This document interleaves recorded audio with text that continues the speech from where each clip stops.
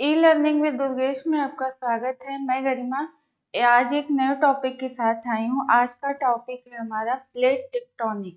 Plate मतलब पिछले class में एक शब्द आया था विवर्तनिकी, टेक्टोनिक, प्लेट टेक्टोनिक। ये क्या होता है आज हम इसके बारे में डिटेल में पढ़ेंगे, क्योंकि इसको आज इसलिए बताया जा रहा है क्योंकि इसके आगे जो क्लासेज में आपको जो टॉपिक बताए जाएंगे, अर्थक्वेक, वोल्केनो, ये सारी जो घटनाएं आपको बताई जाएंगी जो हमारे धरातल पे घटित होती हैं, तो अगर इसको नहीं जानेंगे प्लेट टेक्टोनिक को, तो आगे की चीजें आपको समझ में नहीं आएंगी। इसलिए हमारा आज का टॉपिक क्या है? Plate tectonic, plate विवर्तनिकी।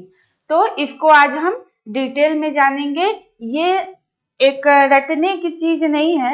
इसको अगर आप कॉन्सेप्ट के साथ इसका कॉन्सेप्ट अपने दिमाग में एकदम बैठा लेंगे तो आपको ये पता हो जाएगा ये रटने की चीज नहीं है। इसीलिए मैं लिखा हुआ भी और फिगर के साथ आज इसको मैं आपको समझाऊंगी। इसको अच्छे से आप लोग ध्यान से समझिएगा और इसका जो कॉन्सेप्ट है उसको आप लोग हमेशा आज इस तरह से समझिएगा कि इसका कॉन्सेप्ट हमेशा के लिए आप लोग के लिए क्लियर हो जाए। तो चलिए देखते हैं कि प्लेट विवर्तनिकी क्या है।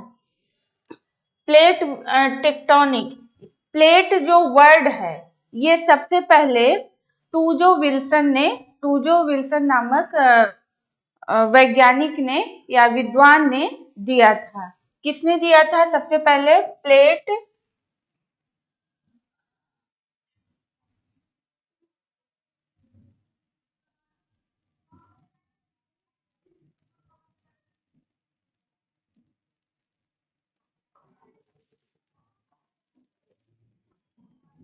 प्लेट वर्ड को सबसे पहले दिया था टूजो विल्सन ने।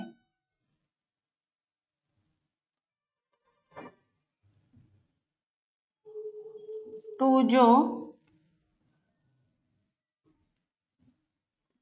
विल्सन ने। ज्योग्राफी में एक चीज होती है कि टर्म सबसे ज्यादा पूछे जाते हैं कि ये टर्म किसने यूज किया था, यानी ये शब्द किसके लिए और किसने यूज किया था। तो सबसे पहले प्लेट जो वर्ड था उसको सबसे पहले किसने यूज किया था, किसने नाम दिया था? टूजो विल्सन ने। अब देखते हैं हम लोग कि प्लेट होता क्या है। चलिए देखिए, स्थलीय दृढ़ भूखंड को प्लेट कहते हैं। हमने कल बताया था कि जो महाद्वीप हैं, महासागर हैं, वो ऐसे ही नहीं पड़े हैं। वो जो है एक धरातलीय भूखंड है काफी बड़ा, तो उसको एक नाम दे दिया गया है। अलग अलग हैं, जो एक साथ नहीं जुड़े हैं, अलग अलग हैं। तो और ये हमेशा गति करते रहते हैं, स्थिर नहीं रहते हैं, तो उन्हीं को प्लेट नाम दिया गया है। सामान्यतः प्लेट ऐसे होता है गोलाकार, तो इसी को जो है प्लेट नाम दिया गया है। ये आपस में जुड़े तो होते हैं, मतलब पास पास होते हैं, लेकिन एकदम से ये कह दे कि ये पूरा मिला के एक प्लेट होता है, ऐसा नहीं होता है। कई प्लेटें होती हैं। तो हमारे जो महाद्वीप हैं, महासागर है, वो कई प्लेटों पर अवस्थित हैं। चलिए आगे देखते हैं हम लोग। पृथ्वी का निर्माण विभिन्न प्लेटों से हुआ है। अभी मैंने बताया कि अर्थ का जो निर्माण है ये ऐसा नहीं कि एक ही प्लेट है, उसी पे एक दृढ़ भूखंड है जो हमको दिख रहा है, यही सब ऐसे जुड़े, ऐसा नहीं है। ये अलग अलग प्लेटें हैं और आसपास हैं, इन्हीं को नाम दिया गया है। जिस तरह हमारे महाद्वीप हैं, महासागर हैं, उसी तरह इन प्लेटों का भी नाम है। चलिए आगे देखते हैं। इन प्लेटों के स्वभाव तथा प्रवाह से संबंधित अध्ययन को प्लेट विवर्तनिकी कहते हैं। और इनका जो नेचर होता है, और ये मैंने कहा कि ये गति करती रहती हैं, स्थिर नहीं रहती हैं ये सब। तो यही कह रहा है कि स्वभाव और प्रवाह, मतलब ये कितनी गति से जो है चलती है, इनका प्रवाह होता है। तो वही ये कह रहा है कि इससे संबंधित जो अध्ययन किया जाता है उसको क्या कहते हैं, प्लेट विवर्तनिकी कहते हैं। आगे है, ये प्लेटें अपने ऊपर स्थित महाद्वीप महासागरीय भागों को अपने प्रवाह के साथ ही स्थानांतरित करती हैं। वही मैंने कहा कि अब देखिए, जैसे ये प्लेट है, ठीक है, इस प्लेट के ऊपर आपका एशिया महाद्वीप है। अब एशिया महाद्वीप है, जब ये प्लेट जिधर जाएगी, जिस तरफ की जाएगी ये, तो ऐसा तो नहीं कि एशिया महाद्वीप को छोड़ देगी, ऐसा नहीं है, इसके ऊपर है तो एशिया महाद्वीप इसी के साथ इसका प्रवाह जो है, जिस दिशा में वो प्लेट जाएगी उसी दिशा में एशिया महाद्वीप भी जाएगा, क्योंकि इसी द्वीप पर इसी प्लेट पर आपका एशिया महाद्वीप है। इसी तरह और भी प्लेटें हैं, तो वही ये इसमें बता रहा है कि महाद्वीप तथा महासागरीय भागों को अपने प्रवाह के साथ ही स्थानांतरित करती हैं। जैसे अभी ये यहाँ है, तो जब ये इसका प्रवाह इस पूरब की तरफ हुआ या पश्चिम की तरफ हुआ, जिधर भी हुआ, तो अपने साथ साथ ये इसको लेके जाएंगे, क्योंकि जो महाद्वीप है इसी के रूप वो इस पे अवस्थित है।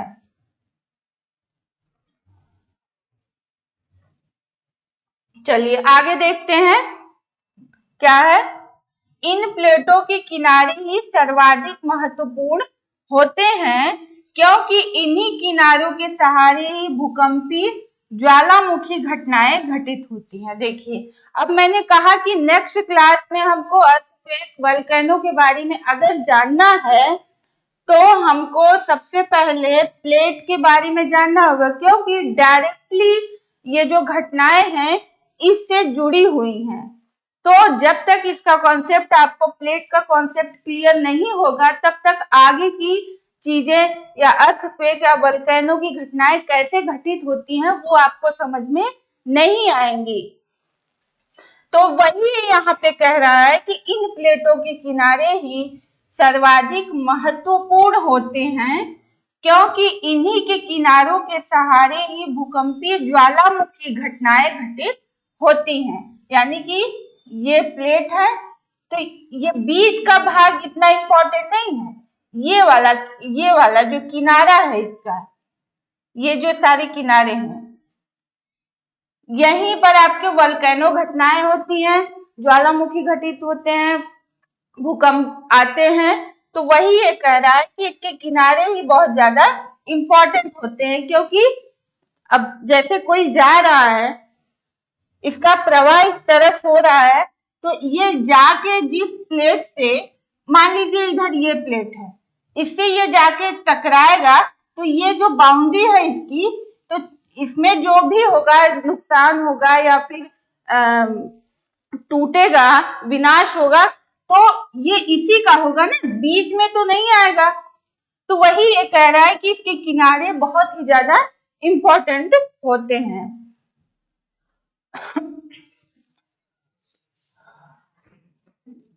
चलिए आगे देखते हैं। 7 बड़ी तथा 20 छोटी प्लेटों की पहचान की गई है। कितनी प्लेटें हैं? 7 बड़ी प्लेटें हैं, कहीं कहीं आपको बुक में 6 मिलेंगे, लेकिन 6 नहीं है, एनसीईआरटी के हिसाब से 7 हैं। एनसीईआरटी में की किताबों में जो लिखी गई है वो 7 है, तथा 20 छोटी प्लेटों की पहचान की गई है। क्या है देख लेते हैं हम लोग, कौन कौन सी प्लेटें हैं।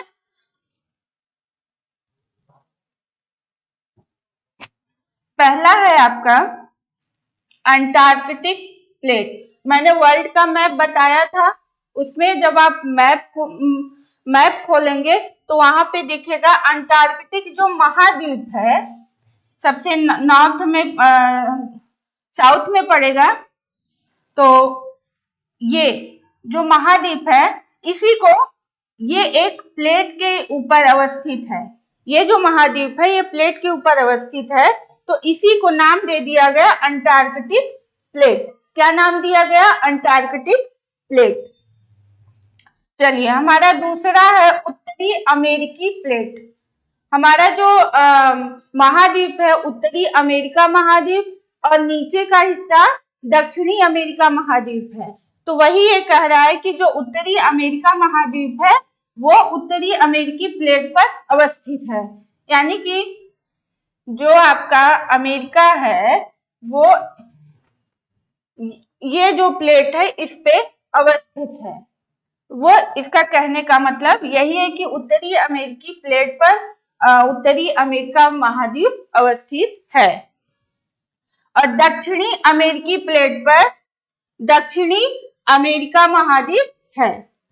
उसके बाद चौथा आता है प्रशांत महासागरीय प्लेट। अब ये तीनों तो स्थलीय प्लेटें हो गई महाद्वीप की, जहां पे आपका धरातल पाया जाता है, लेकिन ये प्रशांत महासागरीय प्लेट यहाँ पे आया। प्रशांत महासागरीय प्लेट यहाँ पे आपका ये बता रहा है। तो प्रशांत महासागरीय तो दिमाग में आएगा कि ये तो महासागरीय, यहाँ पानी ही पानी है, लेकिन इसके नीचे भी जब आप समुद्र तल में जाएंगे नीचे, तो यहाँ भी धरातल पाए जाते हैं। तो जो सागर होते हैं, ऐसा नहीं कि वो वहां प्लेट नहीं होती, वहां भी प्लेट अवस्थित होती है। जैसे इस प्लेट पे, इस पूरे पे पानी ही पानी आपको मिलेंगे। तो यही कह रहा है कि जिस तरह हमारे महाद्वीप जो है प्लेट पर अवस्थित होते हैं, उसी तरह हमारे महासागरीय प्लेट भी होते हैं, जिस पर जो है हमारे महासागर अवस्थित होते हैं। तो यहाँ पे आपका चौथा हो गया प्रशांत महासागरीय प्लेट, जिसमें प्रशांत महासागर है। इसके बाद आपका पांचवा आ गया इंडो ऑस्ट्रेलियन न्यूजीलैंड प्लेट। पांचवा है आपका, कौन सा है? Indo Australian New Zealand plate. जब आप ऑस्ट्रेलिया का मैप खोलेंगे तो उसमें जो है उसके ऑस्ट्रेलिया और उसके आसपास का जो एरिया है न्यूजीलैंड इंक्लूड करते हुए उसको कहा गया इंडो ऑस्ट्रेलियन न्यूजीलैंड प्लेट, और इंडो यानी इंडिया का भी भाग उसमें आएगा। अब अगला है आपका अफ्रीकी प्लेट। अफ्रीकी प्लेट सीधी तौर पे वो जो महाद्वीप है, जो भूखंड है जिसपे अवस्थित है, उसको क्या नाम दे दिया गया? अफ्रीकी प्लेट। अब अगला है यूरेशियाई प्लेट, जिसपे आपका यूरोप महाद्वीप और एशिया के कुछ देश अवस्थित हैं। चलिए, इस तरह आपकी ये 7 प्लेटें हो गई। जो सबसे बड़ी 7 प्लेटें हैं कौन सी हैं? एक बार फिर से देखते हैं। अंटार्कटिक प्लेट, उत्तरी अमेरिकी प्लेट, दक्षिणी अमेरिकी प्लेट, प्रशांत महासागरीय प्लेट। प्लेट दोनों तरह की होती है, प्रशांत महासागरीय और महाद्वीपी भी, महासागरीय और महाद्वीपी भी होती है। इसको याद रखिएगा, प्रशांत महासागरीय प्लेट। अब पांचवा है इंडो ऑस्ट्रेलियन न्यूजीलैंड प्लेट, छठा है अफ्रीकी प्लेट, सातवां है यूरेशियाई प्लेट। तो इसको आप याद करिएगा कि 7 कौन सी प्लेटें हैं। चलिए, अब हम आगे देखते हैं, आगे क्या है।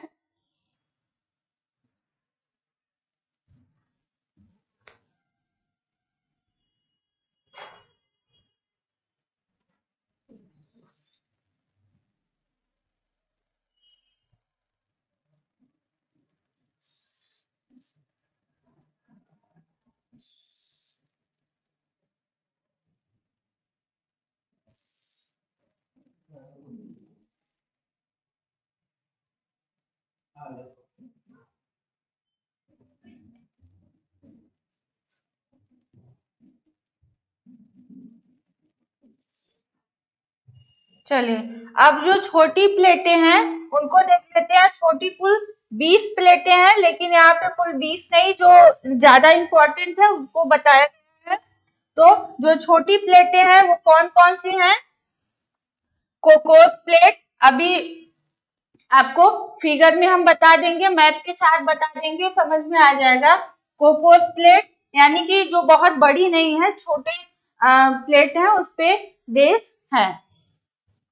Cocos plate, Nazca plate, Arabian plate, Arabian यानी जो आपका सऊदी अरब का हिस्सा है और उसके आसपास के जो देश हैं, उस प्लेट का नाम ये बता रहा है, Arabian plate. Philippine plate, Philippines जो देश है, यानी ये उसको इंक्लूड करते हुए उसके आसपास का जो एरिया है वो उसको बता रहा है।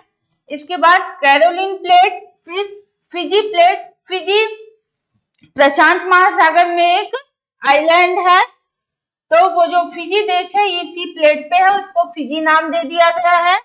इसके बाद स्कोशिया प्लेट, इसके बाद कैरेबियन प्लेट। कैरेबियन आपका अटलांटिक ओशन में जो मध्य अमेरिका है उसको ये बता रहा है, कैरेबियन प्लेट। इसके बाद तिब्बत प्लेट, आपको पता होगा तिब्बत प्लेट।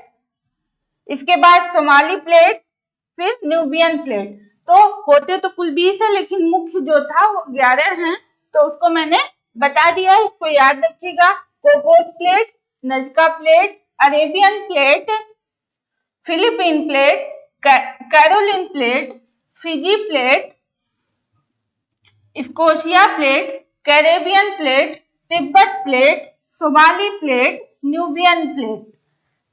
चलिए, ये तो हमारा हो गया कि प्लेट क्या होती है और कितने प्रकार की होती है, कौन कौन सी होती है।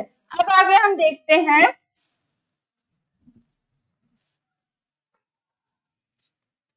कि ये जो है इसको जान लीजिए, ये समझ लीजिए, तभी आगे की चीजें समझ में आएंगी। आगे जो हम बताएंगे ये है महासागरीय प्लेट। अभी मैंने बताया था कि प्लेटें दो होती हैं, महासागरीय प्लेट जिसमें महासागर अवस्थित होते हैं, एक होता है महाद्वीपीय प्लेट जिसमें महाद्वीप अवस्थित होते हैं, ये दोनों। अब देखिए महासागरीय प्लेट में क्या चीजें होती हैं, इनका भार अधिक होता है। ये जो ध्यान से इसको देखिए कि ये जो महासागरीय प्लेटें हैं इनका भार क्या होता है, बहुत ही ज्यादा होता है, बहुत अधिक होता है, तथा मोटाई कम होती है। इनकी मोटाई कम होती है, भार अधिक होता है, मोटाई कम होती है। अब महाद्वीपीय प्लेट में क्या होता है, ये हल्की होती हैं और मोटी होती हैं। इसमें मोटाई कम होती है, लेकिन ये मोटी होती है और हल्की होती हैं, जबकि ये भारी होती हैं। और समुद्र तल से ये ऊंची होती हैं। समुद्र तल से, ये तो अपने आप समझ में आ सकता है कि समुद्र तल से ऊंची होंगी तभी इस पे ये महाद्वीप कहलाएंगे। तो इसको याद रखिएगा, ये एक तरह से ये कॉन्सेप्ट है, ये रटने की चीज नहीं है, ये आपको पता होगी तभी आप आगे की चीजें समझ पाएंगे। चलिए हम आगे देखते हैं।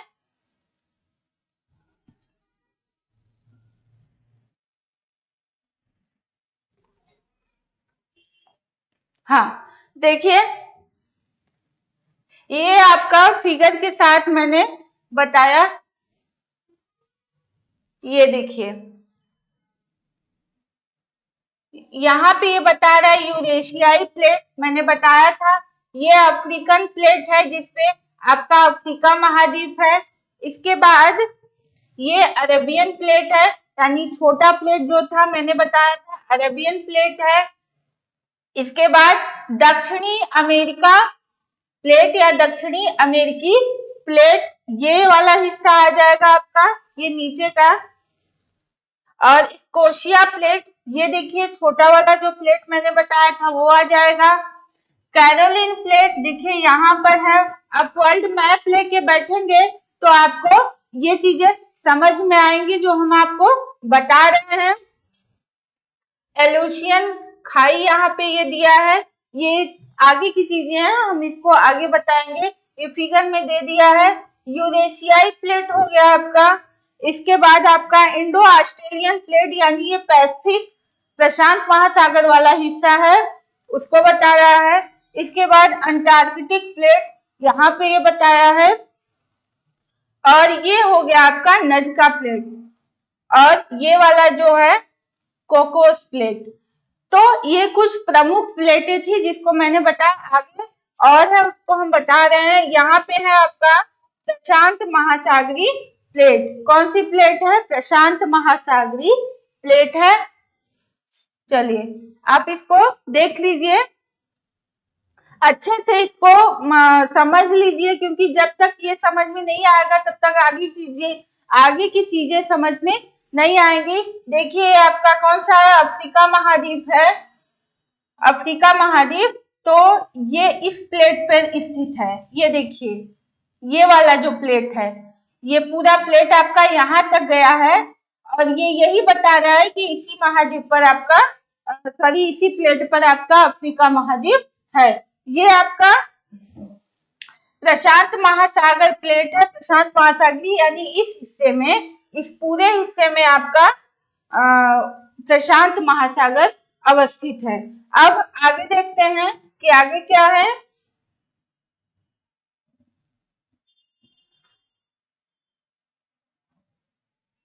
देखिए अब यहाँ पे भी हम बता रहे हैं, प्लेट जो है ये देखिए यहाँ पे ज्यादा क्लियर है। ये अफ्रीका महाद्वीप हो गया, देखिए यहाँ पे ये अफ्रीका महाद्वीप हो गया, ठीक है। और ये देखिए ये प्लेट का किनारा है, ये प्लेट है, ठीक है, ये प्लेट है। तो वही ये कह रहा है, देखिए मैंने बताया ना, ये पूरा प्लेट है, इस पे महाद्वीप है, ठीक है।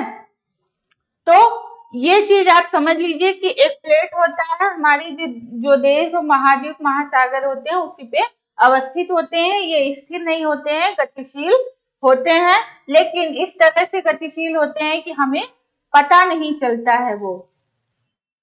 और देखिए ये आपका अमेरिकन प्लेट हो गया, ये पैसिफिक प्लेट हो गया आपका, ये इंडियन प्लेट यहाँ पे बता दिया, इंडो ऑस्ट्रेलियन न्यूजीलैंड प्लेट जो बताया उसी को यहाँ पे केवल इंडियन प्लेट करके बता दिया है।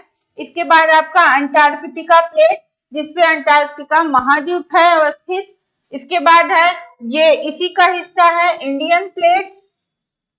इसके बाद पैसिफिक प्लेट आपका हो जाएगा। यहाँ पे देखिए यूरेशियन प्लेट, एशिया, यूरोप और एशिया का कुछ हिस्सा इसमें आता है।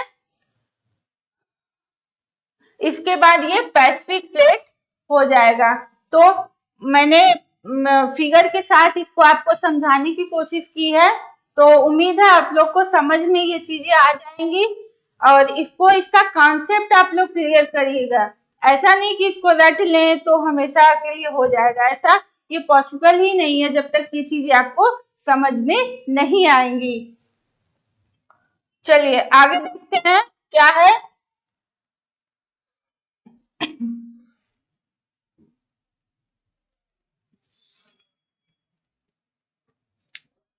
आगे है आपका प्लेट किनारे। मैंने पहले भी बताया था कि प्लेट के जो किनारे होते हैं, जो उसकी वो बाउंड्री होती है, वो बहुत ज्यादा इम्पोर्टेंट होती है। जो हमारी आगे की धरातली जो घटनाएं घटित होती हैं हमारे अर्थ पे, तो उसके लिए इसके जो किनारे हैं प्लेट के, वो बहुत ही ज्यादा इम्पोर्टेंट है, वो महत्वपूर्ण भूमिका अपनी निभाते हैं। तो इसमें से कुछ ऐसे होते हैं जो कि अच्छे होते हैं, लेकिन कुछ ऐसे होते हैं जहां पे भी की जो है बहुत ही लॉस होता है, बहुत नुकसान होता है। चलिए देखते हैं क्या होता है ये। प्लेट के सीमांत भाग को प्लेट किनारा कहते हैं। सीमांत भाग यानी सीमांत आखिरी भाग, अंतिम भाग। देखिए ये हो गया, ये प्लेट है, यहां से मान लीजिए ये शुरू हो रहा है, ये किनारा है इसका, तो इसी को कह रहा है ये इसी को कह रहा है कि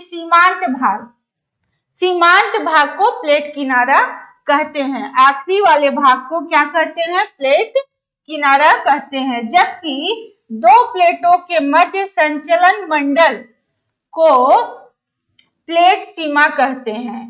और दो प्लेटों के संचलन मंडल, संचलन मतलब जहां पे मूव करती हैं, मतलब जिस एरिया के बीच ये मूव करती हैं, जैसे ये प्लेट है, इधर से एक ये है, ये आ रहा है, ठीक है, तो इसकी बाउंड्री ये हो गई, इसकी ये हो गई, तो ये वाला एरिया आपका मोशन जोन हो गया, आपका संचलन मंडल हो गया।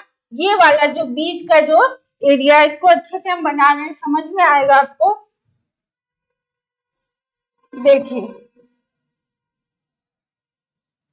ये हो गया और ये हो गया, तो इसका जो सीमांत भाग है ये है, इसका ये है, तो ये वाला जो भाग है या ये आपस में इतने पर भी हो सकते हैं, थोड़े दूर भी हो सकते हैं, तो यही जो बीच का भाग है, जो बीच का भाग है यही होता है मोशन एरिया। यहाँ पे सारी एक्टिविटी दोनों प्लेटों की होती है, या टकराती हैं या अलग होती हैं। चलिए आगे देखते हैं, ये समझ में आ गया होगा आप लोग को।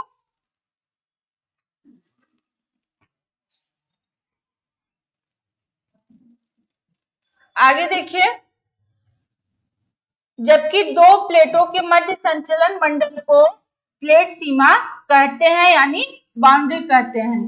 तो जो आखिरी लास्ट वाला एरिया होता है वो आपका प्लेट किनारा हो गया, और जहां पे इन दो प्लेटों का आपस में मूव करती हैं, आसपास मूव करती हैं, उस पूरे एरिया को आपका संचलन मंडल यानी मोशन जोन कहते हैं। किसी प्लेट के 3 किनारे होते हैं। अब यहाँ से ये चीज बहुत ही ज्यादा इंपॉर्टेंट है, इसको आप लोग अच्छे से तैयार करिएगा, और ये कॉन्सेप्ट वाली चीजें हैं, ये कॉन्सेप्ट आप लोग क्लियर करिएगा, रटने की चीज नहीं है। प्लेट के 3 किनारे होते हैं। अब देखिए 3 किनारे कौन से होते हैं? विनाशात्मक प्लेट किनारा, डिस्ट्रक्टिव प्लेट मार्जिन, ठीक है। अब ये क्या होता है?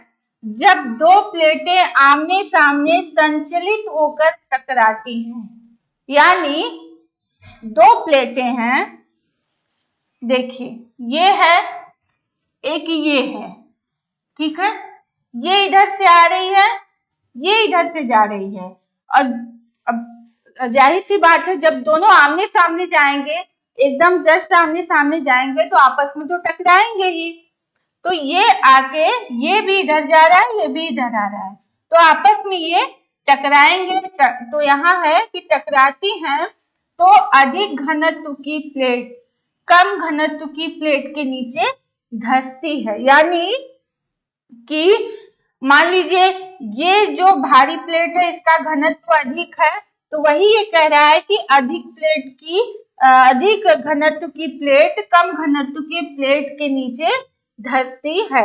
ये इसका घनत्व कम है इस प्लेट का, और इसका ज्यादा है, तो जब ये टकराएगी आपस में, जब जैसे इसका घनत्व ज्यादा है इस प्लेट का और इसका कम है, तो जब ये आपस में टकराएंगी तो क्या होगा? इसका ज्यादा है तो ये नीचे मूव कर जाएंगी, ऐसे आ रही हैं, टकराएंगी और ये ऐसे हो जाएगा। तो जिसका जो है घनत्व ज्यादा है, जो भारी है, वो नीचे की तरफ चली जाएंगी। तो ये आ रही हैं ऐसे ऐसे टकरा के, ये वाला नीचे चला जाएगा। तो वही ये कह रहा है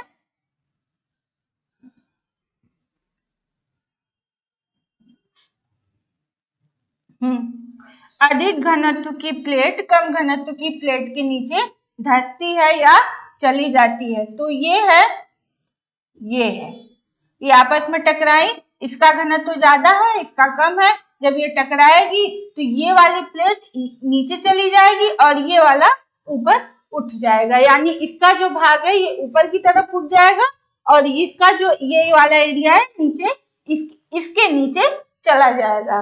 तो वही ये कह रहा है। चलिए आगे देखते हैं। वह स्थान जहां प्लेटें धंसती हैं उसे अधोगमित क्षेत्र, सबडक्शन जोन या अभिसारी प्लेट, कन्वर्जिंग प्लेट कहते हैं, सबडक्शन जोन कहते हैं। यानी कि जिस जगह पे ये है, यहाँ पे ये यहाँ नीचे आई, इसके नीचे आई, तो इस एरिया को क्या कहेंगे? सबडक्शन जोन कहेंगे। चलिए आगे देखते हैं। यहाँ पर प्लेटों का विनाश होता है, अतः इसे विनाशात्मक प्लेट किनारा कहते हैं। प्लेटों का विनाश होता है, जैसे ये आपस में ऐसे आ रही हैं, ठीक है। अब ये इसका घनत्व ज्यादा है, इसका हल्का है, तो अभी हमने पढ़ा कि जिसका घनत्व ज्यादा होगा वो हल्के प्लेट के नीचे चली जाएगी। तो ये आ रहा है, ये नीचे चला गया, तो जब ये नीचे चला गया तो इतना चला गया, तो ये वाला ये पूरा हिस्सा जो है ये इसके नीचे चला गया, तो ये तो खराब हो गया ना, ये इसका विनाश हो गया, इस हिस्से का इसका विनाश हो गया। तो वही ये कह रहा है कि इसका जो है यहाँ पर प्लेट किनारों का विनाश होता है, अतः इसे विनाशात्मक प्लेट किनारा कहते हैं। इसीलिए इसको नाम दिया गया विनाशात्मक प्लेट किनारा, डिस्ट्रक्टिव प्लेट मार्जिन।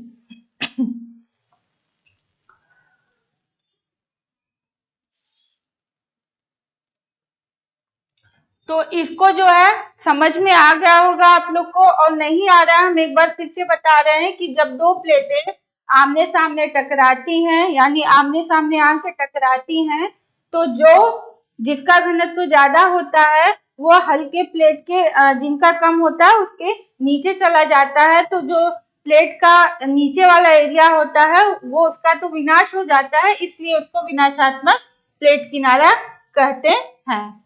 तो ये समझ में आ गया होगा आप लोग को। अब आगे चलते हैं, हमारा अगला कौन सा हमारा ये किनारा है?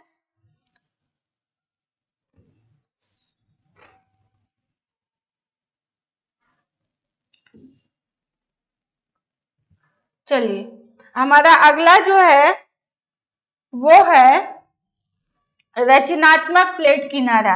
अब रचनात्मक प्लेट किनारे से उसमें विनाशात्मक था, उसमें क्या होता था कि किनारे जो है वो उनका विनाश हो जाता था, वो खत्म हो जाते थे। लेकिन इसमें है, इसका नाम है रचनात्मक प्लेट किनारा, कंस्ट्रक्टिव प्लेट मार्जिन। यानी कि जो इसके नाम से पता है कि इससे कुछ इससे जो है इसके टकराने से कुछ चीजों का निर्माण होता होगा या बनता होगा। तो वही है यहाँ पे कह रहा है। चलिए देखते हैं कि ये क्या होता है। जब दो समान या असमान घनत्व तथा मोटाई वाली प्लेटें एक दूसरे के विपरीत दिशा में गतिशील होती हैं, तब दोनों के मध्य धरातल पर दरार बन जाती है। देखिए इसका कहने का मतलब ये है कि ये दो प्लेटें हैं, ये ऐसे हैं, लेकिन ये आमने सामने नहीं आ रही है, ये जो है ऐसे एक दूसरे के आमने सामने से दूर हट रही हैं। तो ये जब दूर हट रही है तो बीच में देखिए कुछ गैप बन रहा है, तो वही ये कह रहा है कि बीच में जो दरार बन जाती है। यानी जब दरार बनेगी तो, और ये कह रहा है कि इसके जब ये यहाँ पे ये खाली स्थान आता है तो नीचे से आपका लावा मैग्मा निकलता है। लावा और मैग्मा निकलेगा तो ऊपर एक नए बीच में, इस बीच वाले भाग में एक नए धरातल का निर्माण होता है। वही ये कह रहा है, जब दो समान या असमान घनत्व तथा मोटाई वाली प्लेटें एक दूसरे के विपरीत दिशा में गतिशील होती हैं, तब दोनों के मध्य धरातल पर दरार बन जाती है। देखिए इसको ये भी देख लीजिए, ये दोनों प्लेटें हैं। पहले ये एकदम यहाँ थी, ठीक है, लेकिन अब ये दूर होते होते ये यहाँ आ गई, ये यहाँ आ गई, तो ये बीच में देखिए, ये इतना गैप हुआ कि नहीं, गैप हुआ ना। तो यही ये कह रहा है कि ये बीच में दरार बन जाती है। स्प्रेडिंग स्टेट यानी जो फैलाव होता है वो खाली स्थान हो जाता है, जिससे एस्थेनोस्फीयर का मैग्मा भूपृष्ठ पर आकर नई भूपर्पटी का निर्माण करता है। अभी मैंने बताया कि खाली स्थान है। अब देखिए ये आपस में जुड़ी हैं। जब ये अलग होंगी तो ये बीच का भाग जब खाली होगा तो इसके नीचे जो लावा है, आपका मैग्मा है, वो ऊपर आएगा। जब ऊपर आएगा तो ऊपर आने पर ये पहले तो आएगा, गर्म होगा, लेकिन धीरे धीरे ये ठंडा होगा तो एक धरातल का निर्माण करेगा, एक भूपर्पटी का निर्माण करेगा, एक नए एरिया का निर्माण करेगा। इसीलिए ये कह रहा है कि ये है क्या है, रचनात्मक प्लेट किनारा है, क्योंकि ये नए क्षेत्र को बना रहा है। ये मतलब विनाश नहीं कर रहा है। उसमें क्या होता था कि किनारा खत्म हो जाता था, लेकिन ये नए क्षेत्र का निर्माण कर रहा है।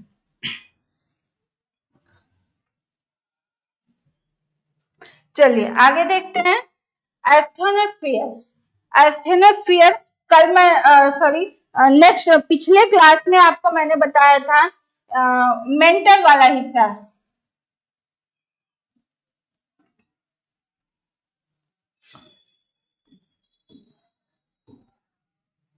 मेंटल वाला हिस्सा मैंने बताया था, ये ऊपरी मेंटल और निचला मेंटल होता है।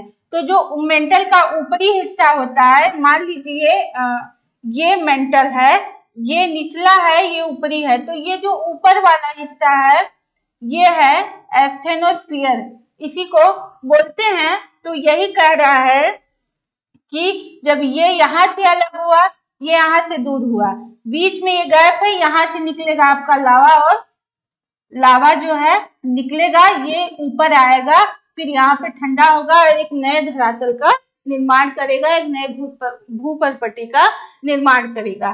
तो वही कह रहा है एस्थेनोस्फीयर। ये क्लियर हो गया।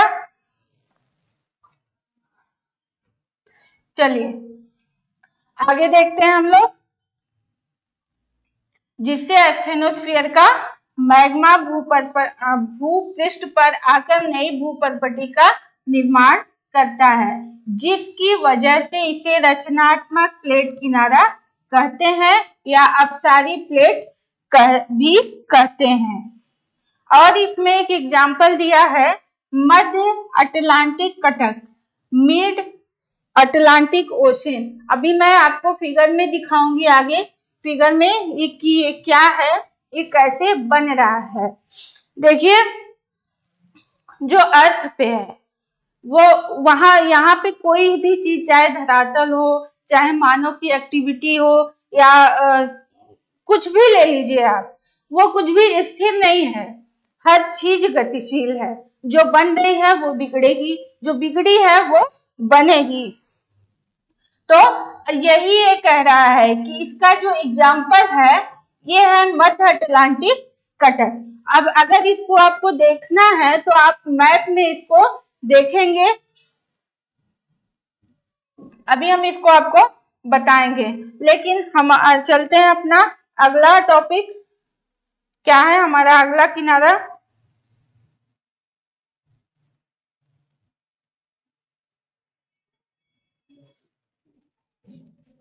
देखिए अब ये तीसरा हो गया, संरक्षी प्लेट किनारा।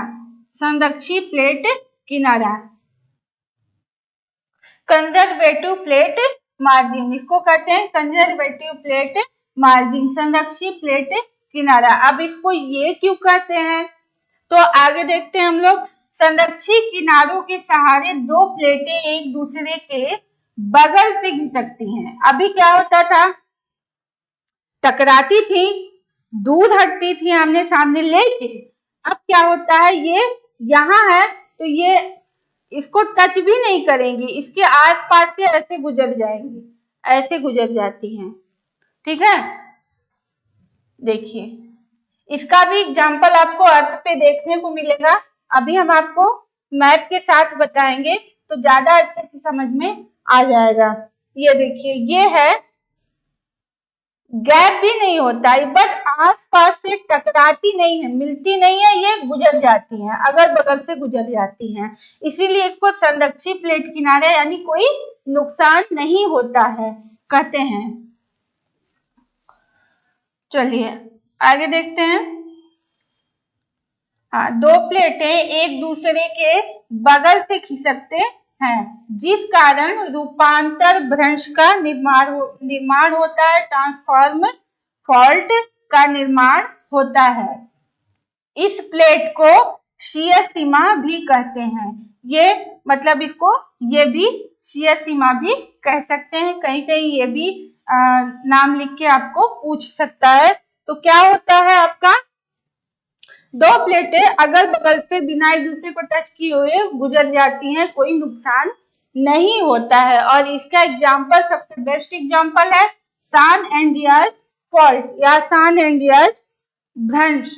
इसको अभी हम दिखाएंगे आपको। तो ये हो गए तीन तरह के किनारे।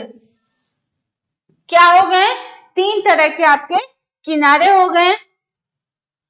कौन कौन से हो गए,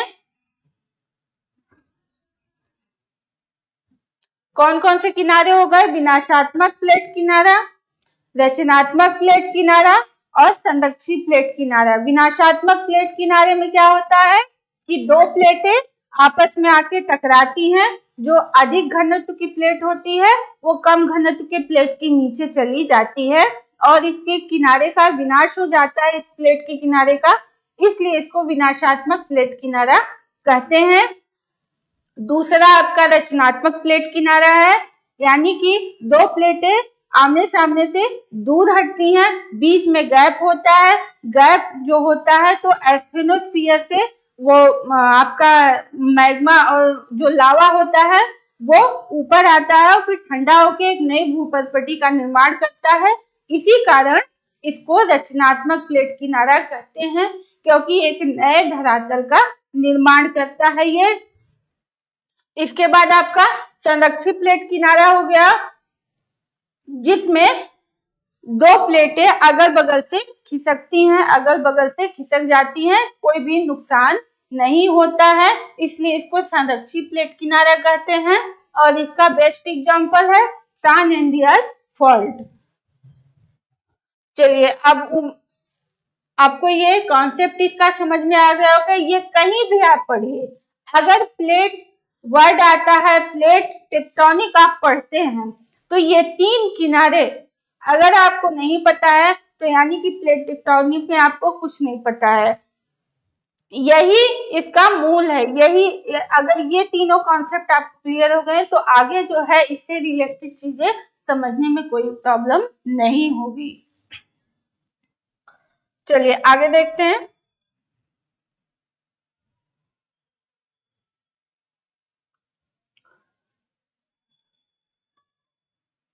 फिगर में ये ठीक से आया नहीं है, लेकिन फिर भी हम समझा, इतना तो समझ में आ रहा है कि कौन बन रहा है कौन बिगड़ रहा है। चलिए,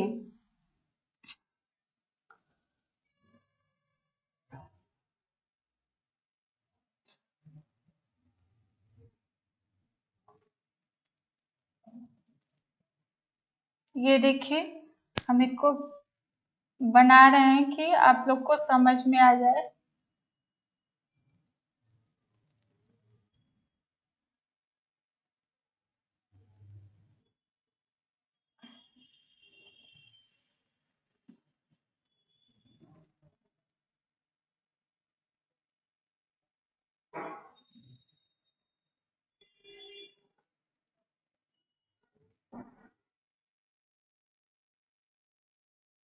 ठीक है, ये है और ये धरातली हिस्सा है इसका।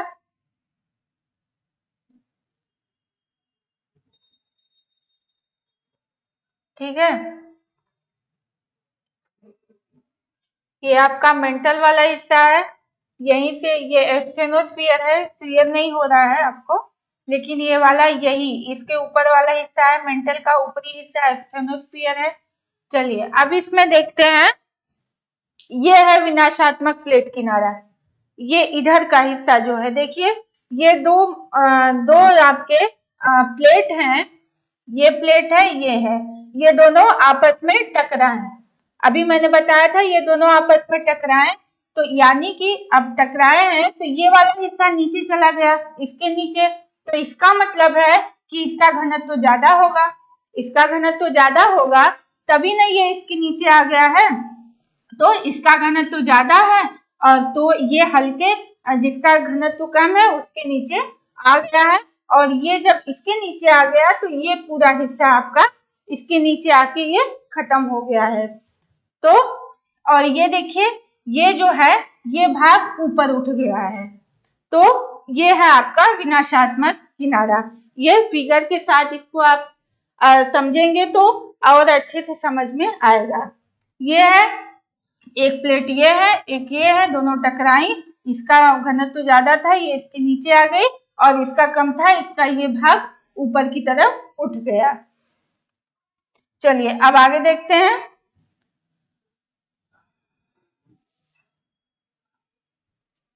अब है आपका ये वाला हिस्सा, देखिए ये देखिए ये है,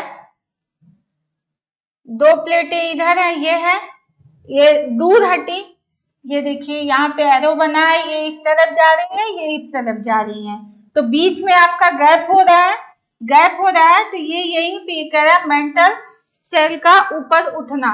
मेंटल से जो आपका लावा है वो ऊपर की तरफ जाता है, यहाँ पे जाएगा, ठंडा होगा, फिर एक नए धरातल का निर्माण करेगा, एक नए भूपटल का भूपृष्ठ का निर्माण करेगा। तो ये हो गया आपका रचनात्मक प्लेट किनारा। आपका तीसरा वाला इसमें दिया नहीं है, उसको हम बता देते हैं। जैसे मान लीजिए इसी में कि ये है, ये वाला हिस्सा हो गया इधर, और ये वाला, ये ठीक है, ये हो गया। ये देखिए ये जो है न तो आपस में टकरा रही है, न दूर जा रही है, अगल बगल से खिसक रही हैं अगल बगल से, ठीक है। अभी हम इसको फिगर दिखाएंगे तो और क्लियर हो जाएगा ये चीज। चलिए, तो ये तो समझ में आ गया होगा, ये वाला हिस्सा विनाशात्मक प्लेट किनारा, ये वाला रचनात्मक प्लेट किनारा, संरक्षी किनारे वाला मैंने आपको बता दिया है। अब आगे देखते हैं।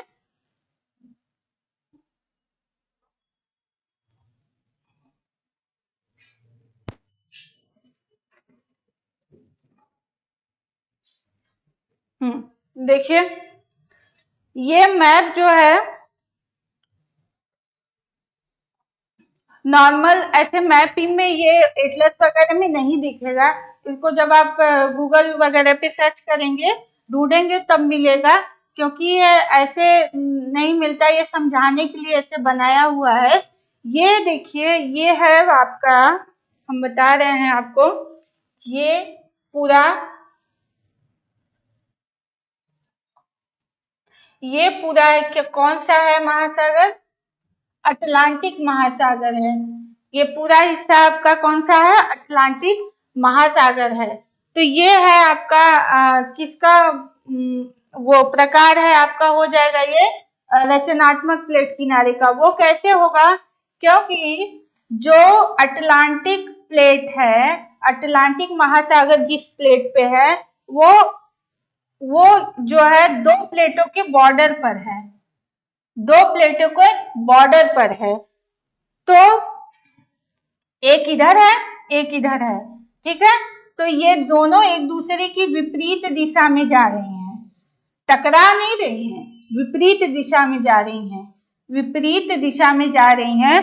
तो ये बीच का जो भाग है, ये देखिए बीच में जो ये भाग निकला हुआ है, आपको यस के आकार का बना हुआ मिल रहा है, ठीक है। इसको मिड अटलांटिक रिज कहते हैं। अभी हमने बताया कि जब ये दोनों अलग होंगी, ये दोनों जब अलग होंगे तो बीच में कुछ भाग गैप होगा, दरार होगा, तो यही ये यहाँ पे जो है आपका ज्वालामुखी की घटनाएं होती रहती हैं, ज्वालामुखी निकलते रहते हैं, आपका लावा निकलता रहता है, यहाँ पे दरारी उद्भेदन होता है। इसीलिए मैं कह रही हूँ कि इसका ये बेस्ट एग्जाम्पल है।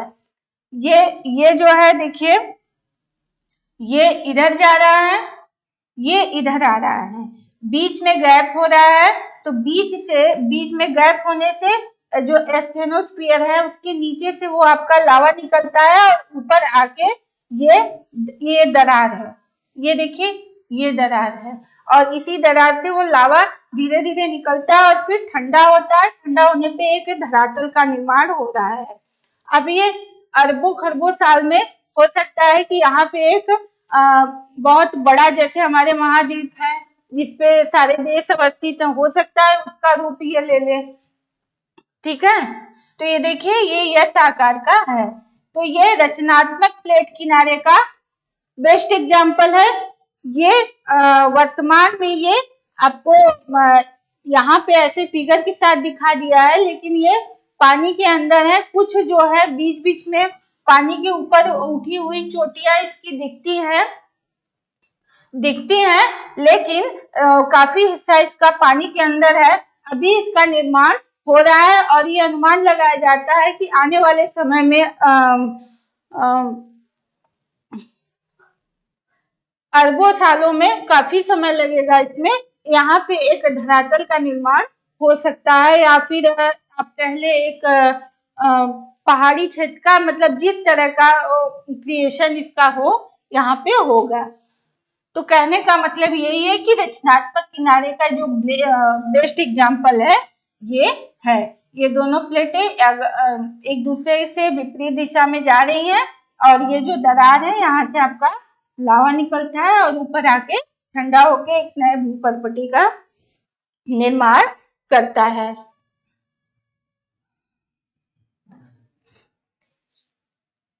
चलिए अब आगे देखते हैं।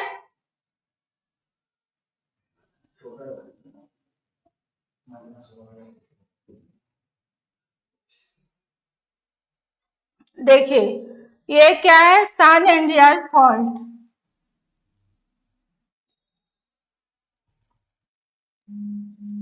ये किसका एग्जाम्पल है? संरक्षी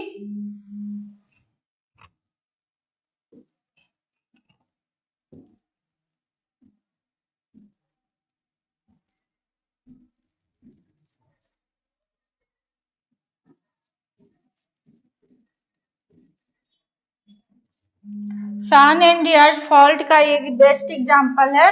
सान एंड्रियास फॉल्ट आपका मिलेगा ये उत्तरी अमेरिका का जो कैलिफोर्निया वाला हिस्सा है उस किनारे पे, यानी प्रशांत महासागर के किनारे पे आपको मिलेगा। प्रशांत महासागर के पूर्वी किनारे पर, और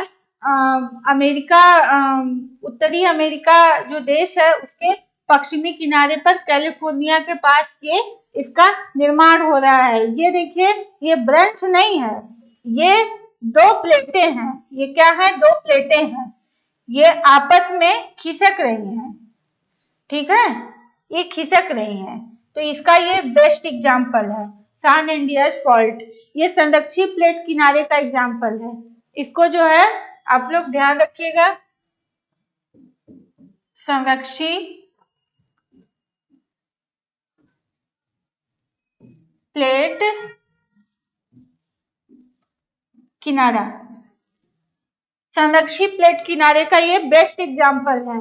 रचनात्मक प्लेट किनारे का मिड अटलांटिक ओशन है, वो वहां पे जो बन रहा है वो उसका एग्जाम्पल है, और इसका एग्जाम्पल सान एंड्रियास फॉल्ट है। ये आपको कैलिफोर्निया के पास देखने को मिलेगा। अभी मैप में दिखा दे रहे हैं कि उसका एग्जैक्ट लोकेशन क्या है। तो इस तरह से इसका निर्माण हो रहा है। ये दो प्लेटें हैं और ये अगल बगल ऐसे खिसक रही हैं, तो ये बीच में ये ऐसे बन रहा है, मतलब इसमें न कोई चीज जो है बिगड़ती है न बनती है, बस अगल बगल से खिसक जाती है। चलिए आगे देखते हैं। ये देखिए कैलिफोर्निया वाला हिस्सा है,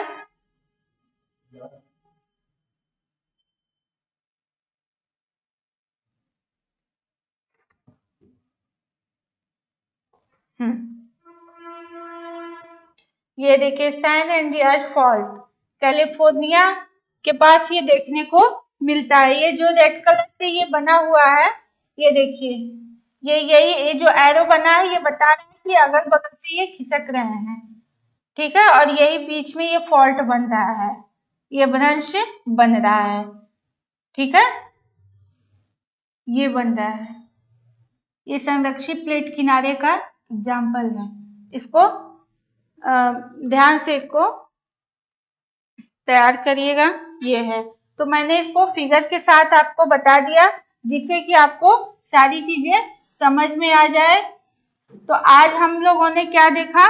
आज हम सबने प्लेट के बारे में जाना, प्लेट का किनारा क्या होता है और कैसे वो टकराती हैं, फिर हमारी जो घटनाएं होती हैं वो कैसे वो लावा जो नए धरातल का निर्माण होता है और जो हमारे भूकंप ज्वालामुखी घटनाएं होती हैं इसी से रिलेटेड होती हैं, और जो 3 इसके प्रमुख किनारे थे उसके बारे में जाना विद फिगर के साथ मैंने आपको बताया। और उम्मीद है कि आपको ये कॉन्सेप्ट क्लियर हो गया होगा। अगर एक बार में ना समझ में आए, इसको बार बार रिपीट आप लोग देखिएगा तो समझ में आएगा। और फिगर के साथ इसको रटिएगा नहीं, कभी भी रटने की गलती मत करिएगा, इसका कॉन्सेप्ट क्लियर करिएगा तो हमेशा के लिए आपको ये पता होगा, तैयार होगा।